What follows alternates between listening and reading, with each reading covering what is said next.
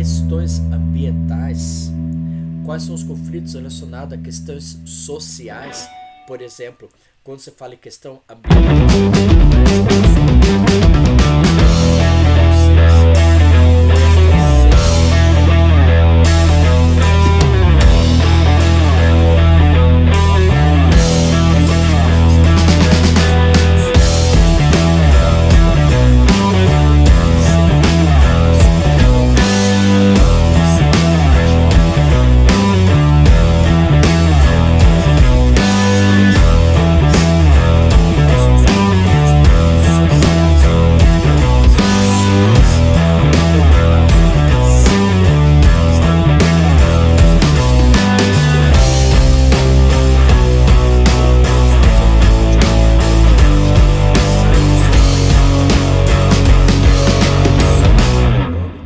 por exemplo, aonde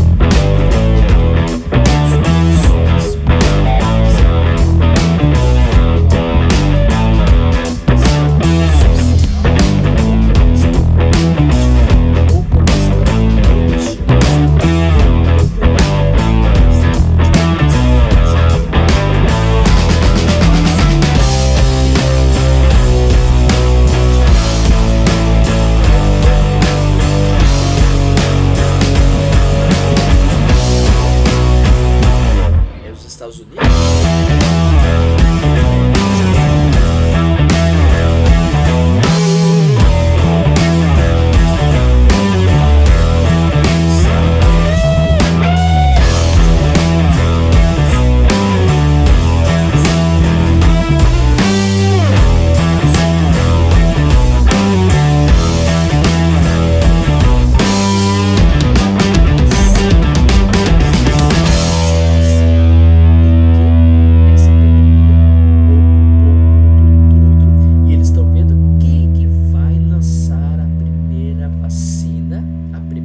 Dose para a população. Esse é o controle de poder.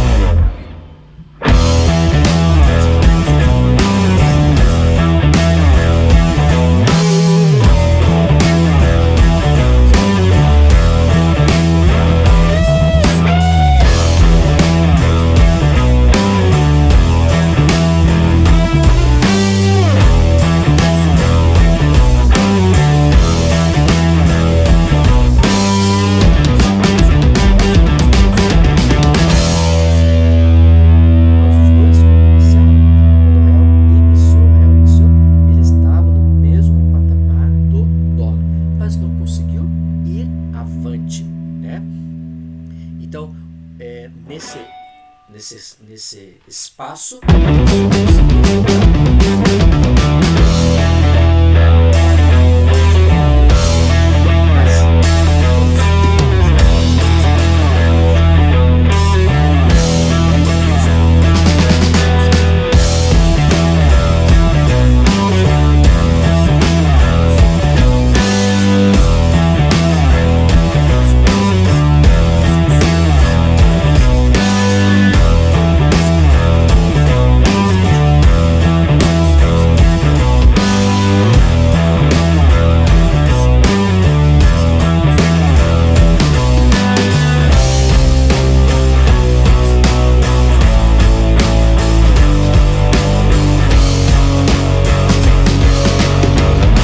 Voltada para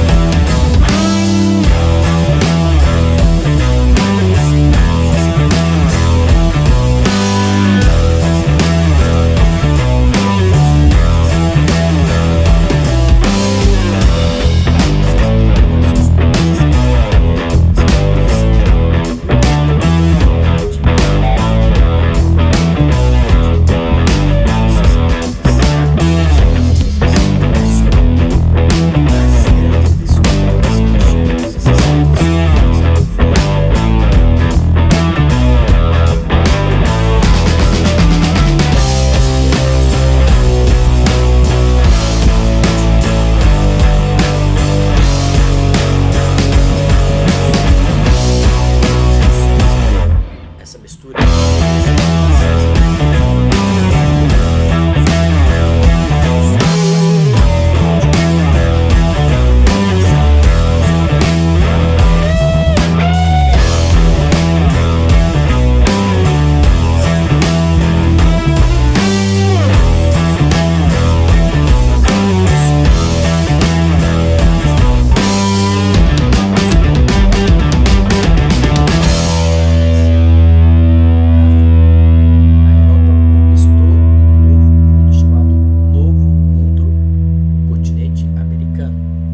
James Cook, ele colonizou uma nova região chamada Novíssimo Mundo, a Oceania. E então essas grandes descobertas foram muito importantes, as grandes descobertas, pelo fato de ter o desenvolvimento de novas regiões. As navegações, né? As navegações foram importantes demais, porque cada navegação que vinha para um determinado país para conhecer era levado que muita matéria-prima. Portugal, Brasil, saía cacau, cana-de-açúcar, pau-brasil e ouro, e foi em grande quantidade para o país de urbanização, no caso Portugal. Então Portugal começou através de navegações, conquistar novas áreas e também explorar essas matérias-primas. Também nós temos países dominadores nesse período, né? Que são os países europeus, tais como Portugal dominando o Brasil, dominando alguns países do continente africano, dominando alguns países do continente asiático. Temos a Espanha, que dominou a América Latina, a América Central, alguns países africanos, os ingleses, né, os franceses, os holandeses. Então nós tivemos o quê? Uma multipolaridade, muitos países do continente europeu, do velho mundo, dominando o mundo nessa época, chamado de países dominadores, a multipolaridade. Países colonizadores, né? Países explorados. Quando você fala em países colonizadores, eu posso citar na América, Canadá e os Estados Unidos. Agora, países explorados, desde lá do México até aqui no sul do Ushuaia, na América do Sul, formando a América Central, formado do México, América Central e América do Sul, dando a configuração de América Latina. Todos esses países foram o quê? Explorados. Países colonizadores como Canadá e Estados Unidos foram que colonizados por inglês e francês. E países explorados foram o quê? Explorados para retirar essa grande proporção de matéria-prima originada da onde? Do espaço da América Latina, indo para Portugal e a própria Espanha. Né? Então, esses são os países da multipolaridade. A Europa, como nós conhecemos o Velho Mundo, como já foi dito. Então, esses países todos, né, como a Inglaterra, a França, Portugal e Espanha, vieram para o quê? Colonizar ou explorar. E tudo isso era o que? Através das grandes descobertas, formando esses países chamados de multipolaridade.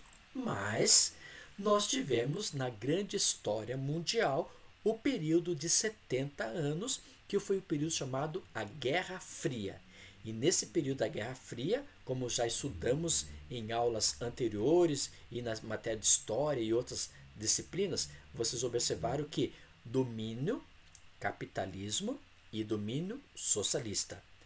E aí, nesse domínio, foi um período de 70 anos sendo dominado o mundo pela bipolaridade. Dois países dominando o mundo, os Estados Unidos e a URSS. Capitalismo é aquele sistema socioeconômico que visa um capital. Você trabalha e no final você vai ter um capital, um salário do mesmo. Só que aí vai ter o quê? Se você, conforme o seu salário, vai ter pessoas ricas e pessoas pobres. E no capitalismo nós temos a liberdade de expressão. Mas um ponto negativo é o quê? Essa desigualdade social que existe no espaço do capitalismo. Agora, quando você fala no sistema chamado socialista, União das Repúblicas Soviéticas Socialistas, você está dizendo o seguinte: você trabalha durante um período, não tem o salário, porque quem vai proporcionar isso é o Estado e não o proprietário, porque não, o proprietário é do capitalismo. Não tem classes sociais, todos são iguais, isso na teoria, porque depois, quando caiu o muro de Berlim, eles observaram que na Rússia tinha o quê? Os burocratas que ganhavam salário muito acima dos trabalhadores, tinha um único partido, e esse único partido que dominava toda a população, retirando a liberdade de expressão. Então, nesse sistema capitalismo e socialismo, nós podemos observar que o mundo, no período da bipolaridade, o período da Guerra Fria, foi dominado por esses dois grandes grupos de países, os Estados Unidos e a União das Repúblicas Soviéticas Socialistas. Aqui você pode observar, né, a Guerra Fria, que é o bloco ocidental, os Estados Unidos da América, mundo capitalista, o bloco oriental, controlado pela União das Repúblicas Soviéticas Socialistas, né, ou comunista. Quando se fala em comunista, estou falando sobre o que? O sistema é socialista, o partido é comunista. E nessa Guerra Fria nós tínhamos o que? Rivalidade entre essas duas superpotências. Qual a rivalidade? Ou era norte-americano, Estados Unidos, ou URSS. E quais os argumentos desses países, né, que se apresentavam? Defendia o mundo contra a exploração capitalista e a agressividade norte-americana. Já os Estados Unidos batalhava pela democracia, pela liberdade e defendiam o mundo contra o sistema totalitarismo soviético. Ou seja, os dois tinham essa rivalidade. Quem era o melhor? Os Estados Unidos? Ou quem era o melhor? A URSS. E cada um defendia o seu próprio direito, o seu próprio projeto, o seu próprio plano econômico, social, né, do próprio período da Guerra Fria. E ali naquela figura que eu mostrei para vocês, no qual um estava defendendo os seus países que eram voltados para o seu sistema, ou capitalista ou a URSS. Então, nesse período, o mundo foi dominado nessa configuração, como você pode observar. E aí nós temos os Estados Unidos, o mundo capitalista, economia de mercado, o mundo bipolar, né? Depois a URSS, o mundo socialista, economia planificada, e a ideologia econômica. A ideologia deles é capitalismo. E a ideologia aqui para o URSS é o mundo socialista, né? Que é uma economia planificada. Quando você fala em economia de mercado, você fala, eu posso ir no supermercado e comprar o que eu quero, porque vai ter o dono do supermercado, por exemplo, e eu vou lá com o meu dinheiro, compro o que eu quero e volto para casa, porque eu tenho essa economia de mercado. Agora, lá em contrapartida, na URSS, nós tínhamos o quê? Uma economia planificada. Eu não vou no supermercado comprar os produtos. Por quê? Porque eu não tenho esse dinheiro para ir lá trocar. Ou seja, o governo que, através de planos, ele distribuía então formas de alimento para a população, sendo uma semana um determinado produto, na outra semana outro produto e assim por diante. Lembro que quando o McDonald's foi instalado lá na Rússia, logo após já a derrubada do Muro de Berlim, muita gente tinha muito dinheiro, a URSS, porque não tinha onde investir. Até lembro que faltou papel higiênico para a população, né? Por causa que o sistema estava o quê? Não estava aguentando as doutrinas utópicas propostas por Karl Marx ou Weber e assim por diante, conforme você já estudou. Os Estados Unidos, né, e a União Soviética, os Estados Unidos, grandes beneficiados ao término da Segunda Guerra. Os Estados Unidos, desenvolvimento da atividade industrial, dólar como sendo a moeda econômica mundial, e a URSS anexou quase metade do território europeu. Nessa bipolaridade, a hegemonia mundial dominada por duas superpotências, economia e militar. Aqui que está dizendo o seguinte nesse desenho que eu mostrei para vocês. Os Estados Unidos, eles no período da bipolaridade, eles se concentraram na economia mundial, instituindo a moeda do dólar. Desde aquele período até hoje nós temos a moeda do dólar sendo a moeda oficial do mundo nas questões econômicas. Agora, para a URSS, a União Soviética, eles estavam o quê? Questionando, eles estavam planejando, eles estavam exclusivamente voltados para questão o quê? De militarismo, sendo os primeiros, os mais importantes. E eles se destacaram nisso, mas isso não foi tão importante para a atividade econômica que logo surge nesse processo. E nós podemos observar que a multipolaridade, os Estados Unidos, maior potência, a Europa é também considerada como uma potência econômica, condição que resultou no sucesso da União Europeia, o principal bloco econômico do planeta, e o Japão também ocupa uma posição de grande potência mundial. Sua ascensão ocorreu após a Segunda Grande Guerra Mundial, com fortes investimentos em educação e saúde. Aí, nesse quadro que você pode observar, está retratando o seguinte: logo após o término da Guerra Fria, quando volta outra vez a multipolaridade. Nós tínhamos primeiro a multipolaridade. Depois entramos na bipolaridade no período da Guerra Fria. Por isso que o título do texto fala assim, é uma ordem ou uma desordem? Porque nós voltamos no mundo da multipolaridade. Então nós temos os Estados Unidos dominando todo o mundo e a América. Nós temos a Alemanha dominando o mundo e a Europa. E nós temos o Japão dominando a Ásia e o mundo. Né? Então, quais são as três grandes potências valorizadas nesse contexto do período agora vivenciando o que nós chamamos de multipolaridade? E surge essa ideia de nova divisão internacional do trabalho.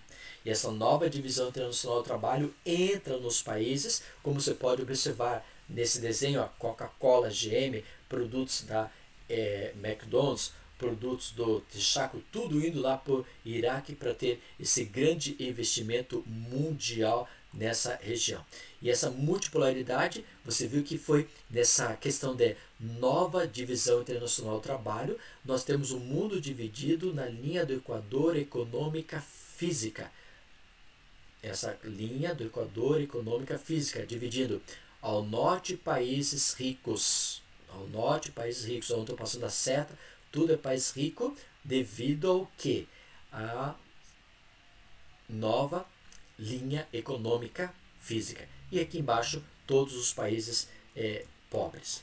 E com isso, com essa divisão que nós tivemos hoje atualmente, com o mundo chamado multipolaridade e com a linha divisória economicamente física, dividido para cima, hemisfério norte, e para baixo, hemisfério sul, norte, todos os países ricos, e pegando a Austrália e a Oceania lá naquele pedacinho, e o restante do sul, que são todos os países pobres, surge no mundo o que nós conhecemos os blocos econômicos, que você pode observar lá na página número 15 em diante. E os blocos econômicos, quais são as principais características dela?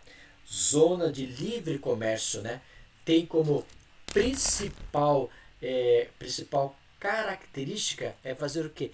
Eliminação de entraves, né? A circulação de mercadorias, em especial a cobrança de impostos sobre a importação entre os países participantes. Nós podemos observar também uma outra característica, nós podemos colocar dos blocos econômicos, a união aduaneira, né? Essa união aduaneira, além de facilitar a circulação de mercadorias, adota-se o quê? Uma política tarifária comum em relação aos países terceiros. Ou seja, os países membros têm uma tarifa externa comum. Uma vez que há um grau maior de integração, concebe-se também instrumentos comuns da política comercial em diferentes setores.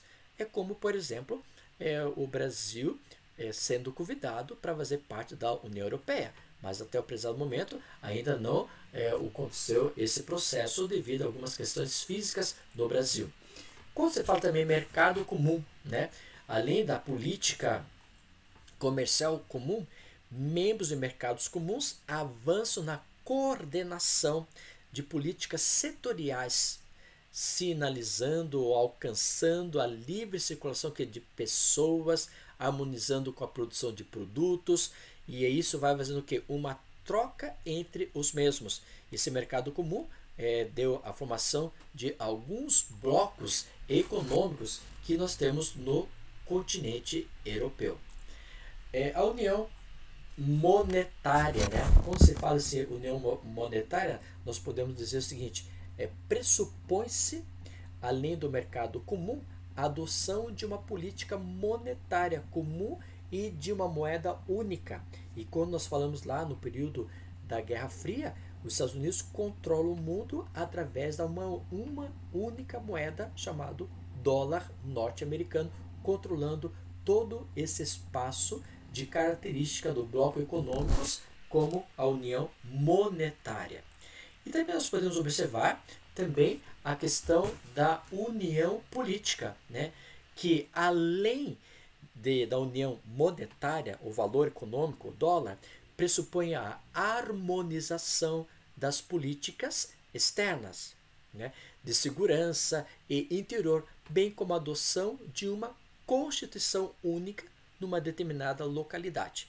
Por exemplo, essa união política nós temos nos países que pertencem à União Europeia. São características que eu citei para vocês que vão formar um determinado tipo de bloco econômico, né? E essas características nos fazem rever a posição do aumento da bolsa de valores do mundo. E o mundo está o que? Girando através desses milhões de pessoas que vão investir, de empresas que investem constantemente com a moeda atrelada ao dólar para ter o desenvolvimento econômico mundial. Outras características nós podemos colocar como dos blocos econômicos: eliminação das entraves de circulação de mercadorias, né? Podemos colocar também, por exemplo, eliminação de cobranças de impostos tarifários.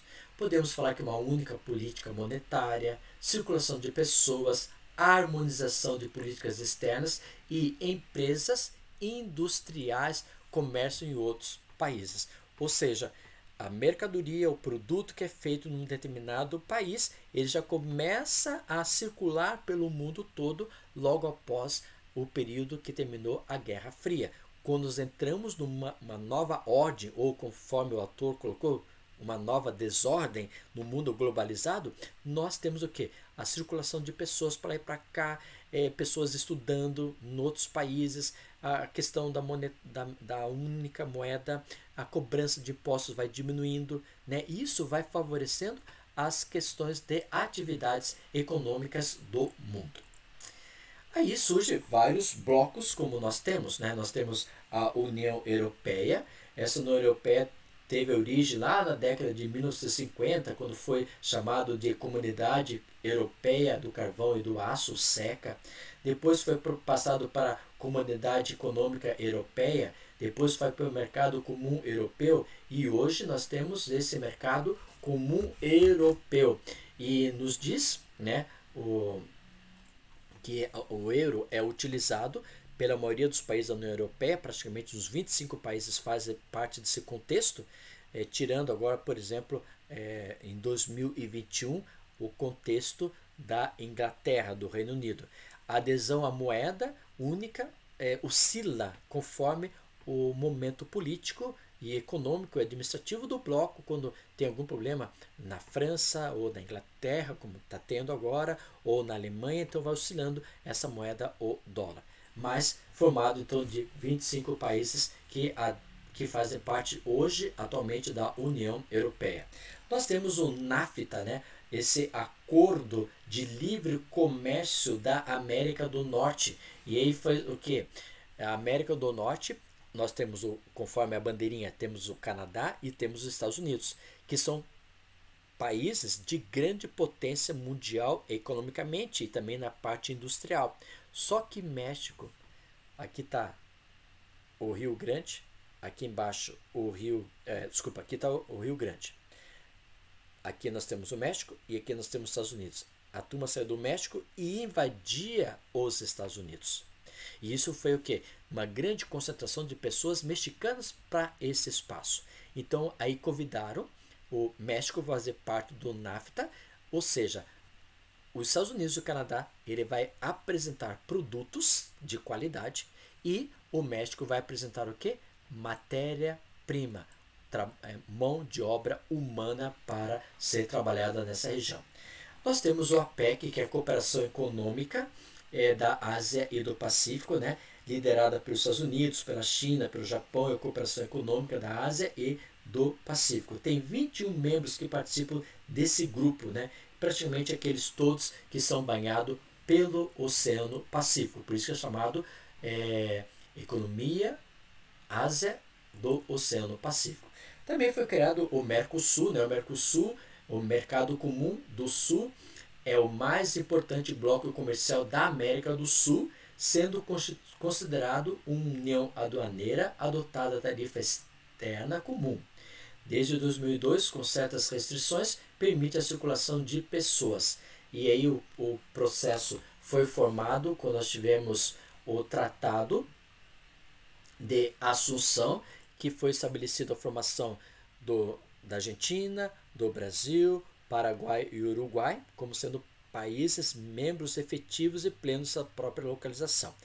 Depois, uma vez o Paraguai pediu para sair, né? A Venezuela ela teve condições de ser, desde agosto de 2012, como sendo um país membro, participando da própria eventualidade do sistema do Mercosul, né? Então, nós temos praticamente vários países que foram convidados para fazer parte desse contexto da economia do Sul. Em 2015, nós tivemos então o processo de adesão, por exemplo, da Bolívia, que entrou nesse contexto, né? E assim, por exemplo, como Chile, Colômbia, Peru, Equador, são países associados que eles não vão fazer parte de votar. Eles observam e fazem essa troca de comércio entre os países, né?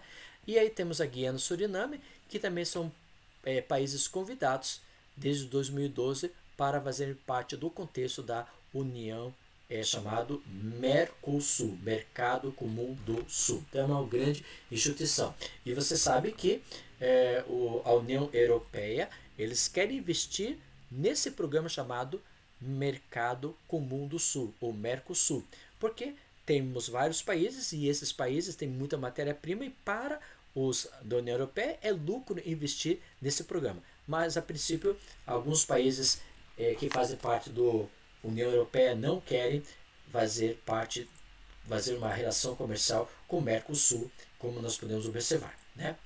E aqui nós temos nesse mapa os países que deram origem, que foi Argentina, Brasil, Paraguai e Uruguai.